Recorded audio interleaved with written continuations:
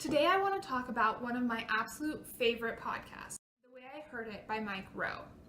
Mike Rowe is an excellent example of a storyteller who creates stories that linger with his listeners.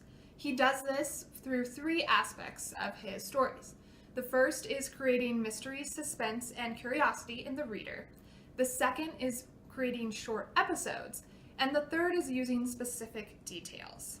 I'm going to try and talk about the episodes of this podcast without giving any of them away and kind of spoiling them for you guys. I'm Brevity, editor and writer, and this is Ignited Ink Writing, a channel dedicated to helping you create stories that linger in the way Mike Rowe's podcasts do, because stories that linger get remembered and recommended to others. First, I want to talk about mystery, suspense, and curiosity. And these are three elements that I believe every story should have to some degree. If a reader knows how a story ends, they're probably not going to keep reading it, so mystery is really important. And if a reader is going to become invested in your characters, your plot, your setting, they need to be curious about them. Readers want to be entertained. So if they don't feel the stakes, they don't feel that tension, then they're going to move on to the next thing. That's why you need suspense. Each story doesn't need to focus on these three things, but it should have some aspect of them. Mike Rowe creates mystery, suspense, and curiosity by withholding key information until the end of the story.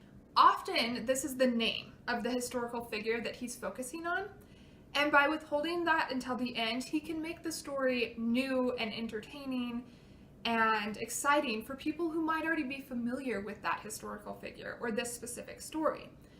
But they don't know that's the story that they're being told, for the most part. And the way that he tells it is different. And so in that way, it can still be exciting. An example of this is episode 36, Oh Brother. In this episode, a family is kind of torn apart and soured at their Thanksgiving dinner by the political election of that year. And the two brothers are in opposite political parties, but we don't know what election and which brothers Mike Rowe is talking about until the very end of the story. And that information is really important. At the same time, withholding it makes it so the episode can be more relatable to more people, and it makes it so that people don't go in with a bias already because they don't know whether they're going to identify with the Democrat or Republican. I challenge you to listen to one of Mike Rowe's episodes and pay attention to when he releases information about the plot, the characters, and the setting, and how often he does that and which information he keeps until the end. How does that create mystery, suspense, and curiosity for him? Then I want you to go to your own work in progress and see if there is any information that might be more impactful and if you held it till later in the story. That's how you can create mystery, suspense, and curiosity in your own story. Next, I want to talk about power and brevity. Mike Rowe states at the beginning of most of his episodes that this is a podcast for people with short attention spans. And I really appreciate this. Not that I necessarily have a short attention span, but I don't have that many free hours in my day.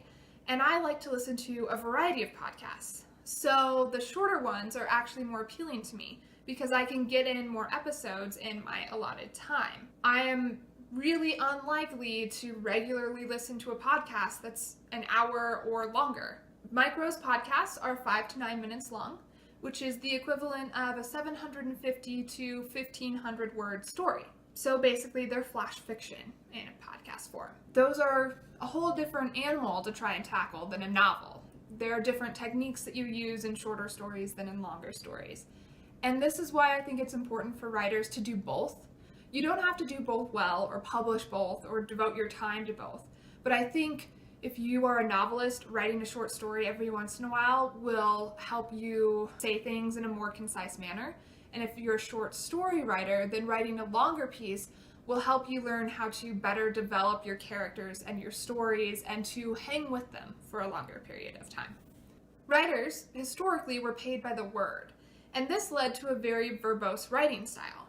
But today we're not paid by the word very often, and our readers are busier and have a faster paced lifestyle, so they actually demand shorter, tighter pieces from us.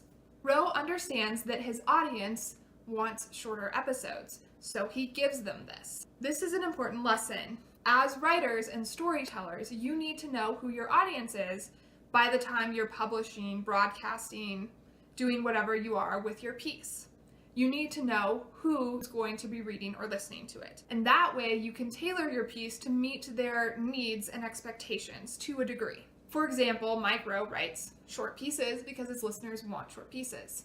If you're writing a thriller, you better make sure that's fast-paced and has a mystery to it.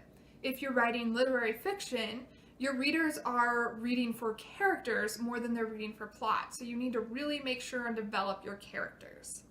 And if you're writing picture books, make sure there are pictures.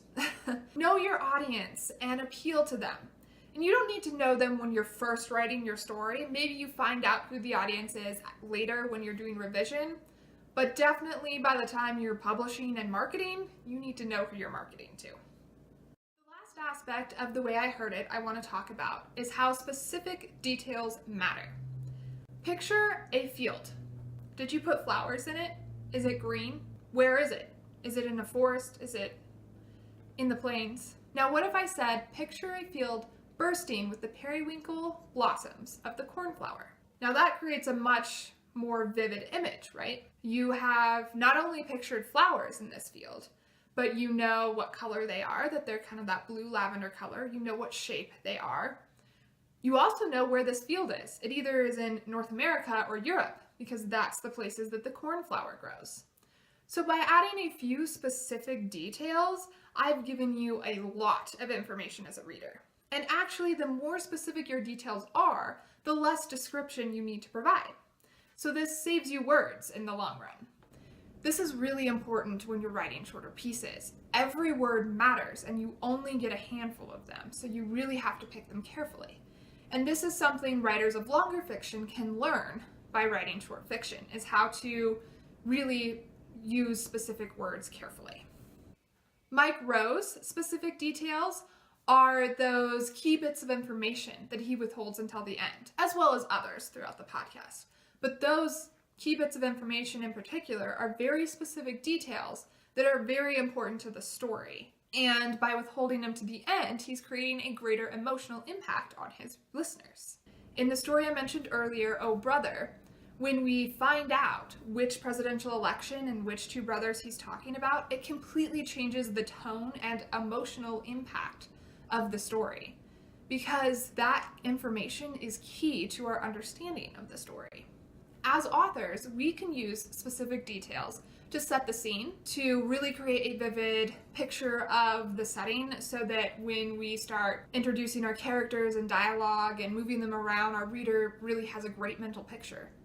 Or we can use specific details like Mike Rowe does, and we can release them slowly in a very controlled manner to build a picture and to build mystery and suspense and curiosity along the way. Specific details can be used in lots of situations in lots of different ways. It just depends on what you want that specific detail to do for your story. Now I'd like to recommend a few of my personal favorite episodes and of some episodes that I think really demonstrate these aspects of the way I heard it we've been talking about. The first is A Fabulous War Story. Episode 9, The Long Shot, shows how withholding a single piece of information from a reader can create a powerful ending. Episode 10, Lord of Light, demonstrates how releasing information slowly, one piece at a time, propels a reader through a tale. On Thin Branches, episode 47, puts the spotlight on a person not often recognized for their accomplishments in our society. All of these episodes have suspense, brevity, and specific details that make them resonate with their readers. And even though I've listened to them multiple times, I still feel a sense of pride, wonder, and wistfulness at the end of each episode. In this way, they linger with me. And this is why I get so excited by the way I heard it, and why I recommend it to my friends and to you. This lingering quality is what makes me remember it. And that's what I want for your stories. I want you to develop that lingering, impactful quality that makes your readers want to recommend you to other people. Mike Rowe does this by keeping his tales short and sweet, by using specific details, and by withholding key information until the end to create mystery, suspense, and curiosity. I highly recommend writers listen to at least a few episodes of The Way I Heard It by Mike Rowe and pay attention to how he does these things. and how you might be able to do them in your stories as well. If you like the way I broke down Mike Rowe's podcast, please like below. And if you have a favorite short podcast you'd like to recommend to me, or if you have any thoughts about the way I heard it, please leave them in the comments. I'd love to have a conversation about them. For more videos like this, please subscribe to Ignited Ink Writing, a channel dedicated to helping writers like you transform your writing so it impacts your readers and it lingers in the way these episodes do. I'm Caitlin Burvey, editor and writer. To find out more about me, go to www.ignitedinkwriting.com. And now it's your turn. How can you use specific details, brevity, and withhold key information to ignite your ink?